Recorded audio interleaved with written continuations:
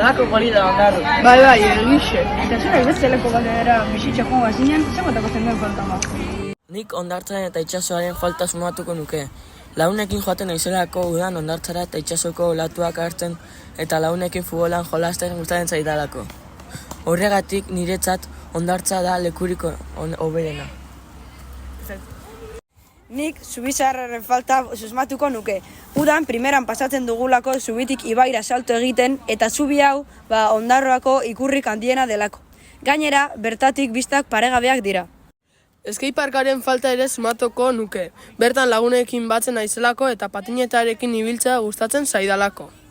Nik portuaren falta sumatuko nuke, lagunekin arrantzan egitera portura joaten naizelako.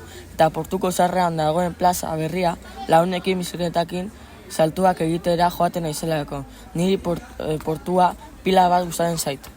Nik Latxambre plazaren falta sumatuko nuke. Bertan futbol partida honena jolasten ditugulako. Baloia ibaiko uretara joaten denean, batzuetan futbola bera baino divertigarriagoa izaten da. Hau da, hobeto pasatzen dugu baloia uretatik ateratzen futbolean baino.